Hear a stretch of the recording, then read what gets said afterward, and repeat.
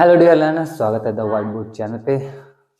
BPSC TRE 2 TGT mathematics के question का solution करने वाले हैं। क्वेश्चन बड़ा ही सिंपल है और जल्दी सॉल्व भी हो जाएगा। तो क्वेश्चन क्या आपको यहाँ पे दिखाई देगा, मैं पढ़ के भी बता देता हूँ।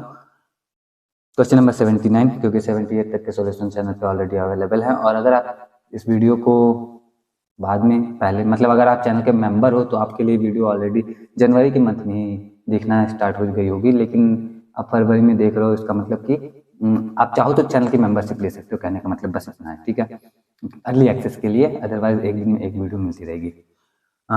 तो क्वेश्चन नंबर 79 है हमारा। यदि ए दो निष्पक्ष छमुखी पासों को फेंकने पर 13 प्राप्त होने की घटना है तो ए को कहा जाएगा।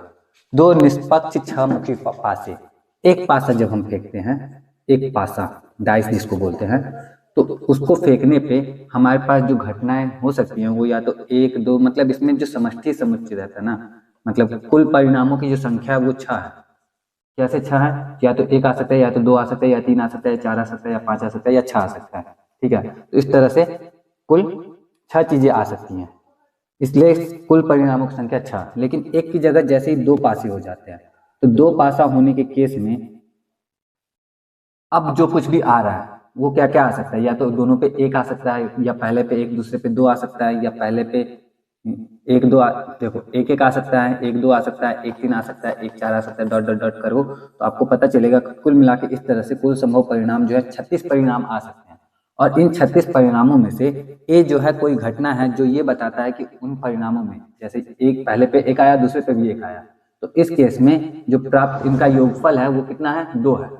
ठीक है, तो ए जो है वो कह रहा है कि योगफल 13 हो जाता है, यानी कि दो पासों को फेंका गया, अब 13 आना चाहिए, दोनों को मिला के, दोनों पे जो नंबर आया है उसको मिला के 13 होना चाहिए। तो ये घटना कौन सी घटना कहलाएगी, ये हमसे पूछ रहा है। तो आप खुद ही सोचो कि दोनों पासा फेंका गया है, एक पासे पे मैक्सिमम कितना आ सकता है? 6 आ सकता है। दूसरे पासे पे मैक्सिमम कितना आ सकता है? 6 आ सकता है। तो जब दोनों पे 6 ही आ सकता है मैक्सिमम, और दोनों का जो सम होगा, दोनों का जो योगफल होगा वो कितना होगा? 12 ही होगा। तो 13 तो हो ही नहीं सकता। तो जो चीज हो नहीं सकती उस घटना को हम लोग कहते हैं असंभव घटना। असंभव घटना। और असंभव घटना जो होती है उसकी प्रायिकता जो होती है वो शून्य होती है। असंभव घटना की प्रायिकता शून्य होती है। तो अब हमारे लिए जो क्वेश्चन है उसको फिर से पढ़ते हैं कि यदि ए दो निष्पक्ष छमुखी पासों को फेंकने पर 13 प्राप्त होने की घटना है तो ए को कहा जाता है क्या?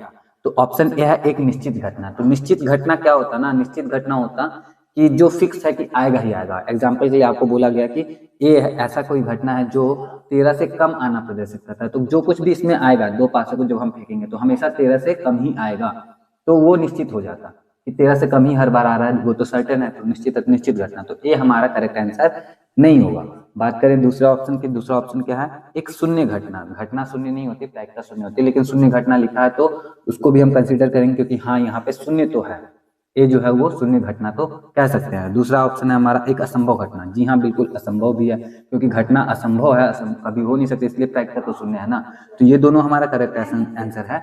और जब दो करेक्ट आंसर होते हैं तो उस केस में हमारा जो ऑप्शन डी है, उपयुक्त में से एक से अधिक, मोर देन वन, तो ये हमारा करेक्ट आंसर होगा और ऑप्शन डी पे हम टिक करेंगे। और ये है हमारे इस क्वेश्चन का सॉल्यूशन।